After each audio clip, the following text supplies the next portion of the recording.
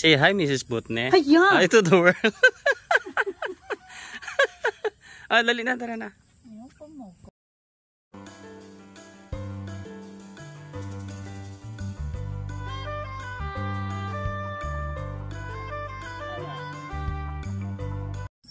Buganang adlaw mga kamanok, this pong once again of Butnes Bugana Farm. And for today's video,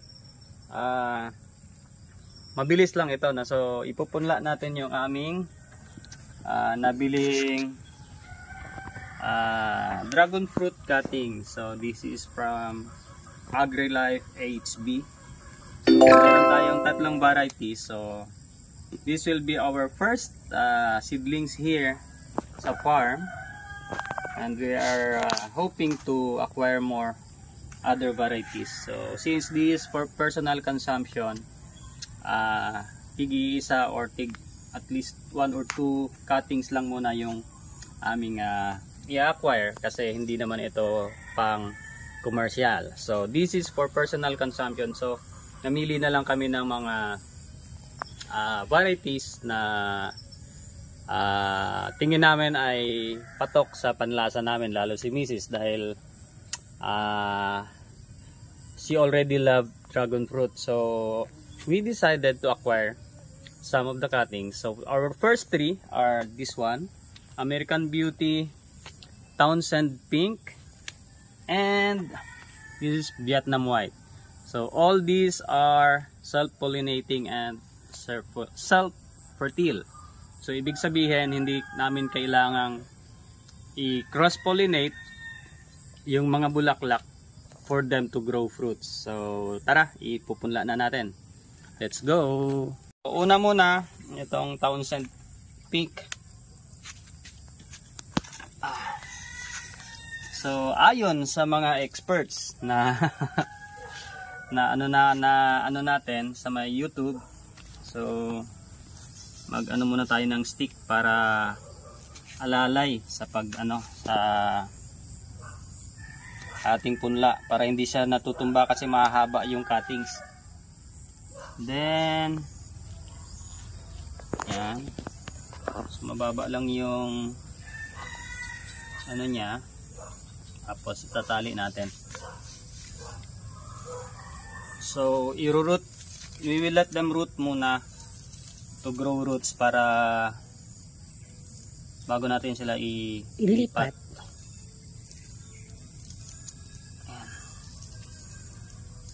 So medyo mahirap siya kasi triangular yung kanyang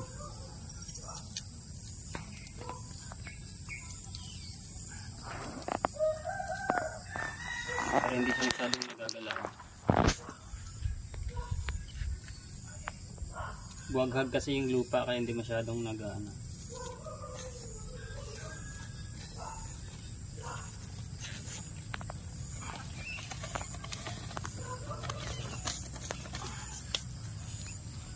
Then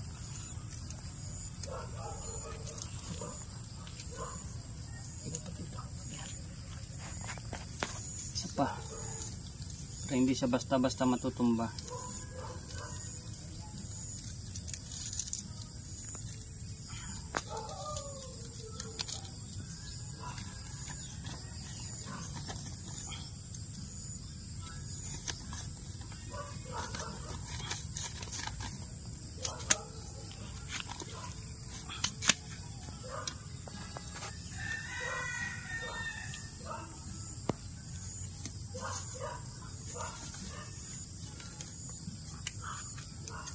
Tapos itong American Beauty.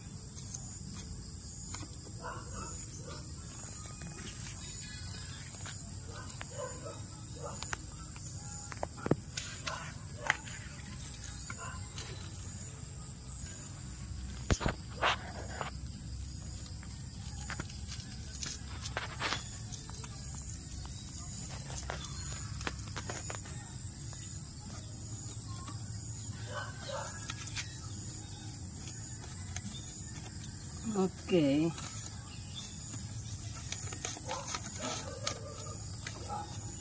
Hopefully mapatubo natin ito sila. So first time namin itong magtanim dito ng Dragon fruit.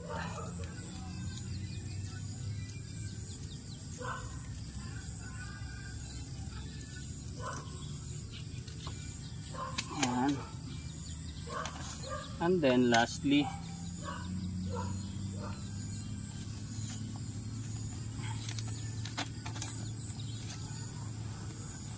ang aming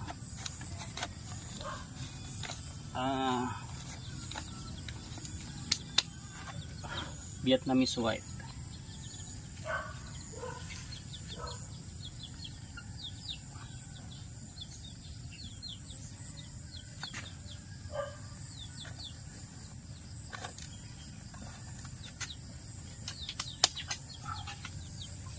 Is kailangan baon na baon.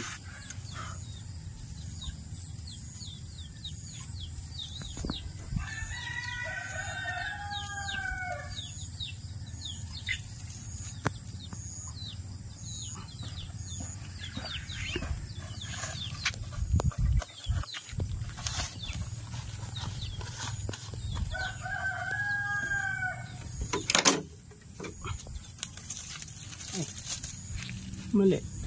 Wala na. Tatlo. Apat lang. Dagdagan na lang natin. Ito pa. Okay. So bali itong Vietnamese white ay puti yung kanyang laman. White nga. Then purple flesh, purple ba? Red flesh white na white yung kanyang laman. Then ito is American Beauty is yung regular color. And What's Townsend regular Pink, color?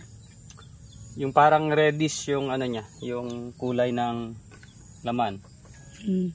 Same color sila ng Balat. balat. Yes, yung balat niya is regular color.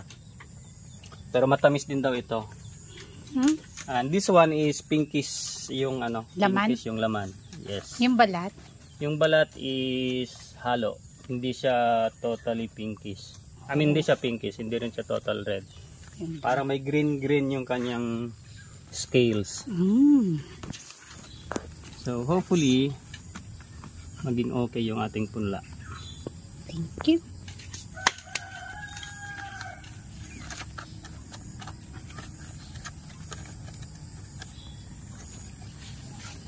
Okay na? Alright, so ayun na guys, okay na yung ating cuttings na ipunla na natin. We'll just wait for it to grow some shoots sa yung mga sanga. Then pwede natin i-transplant dito sa mas open area. So for now, dito muna sila hanggang sa sila ay mag-grow ng mga sanga. So that's it muna, pansit everything. This is Pong once again of Boundless Bungana Farm, and thank you for watching. Bye bye.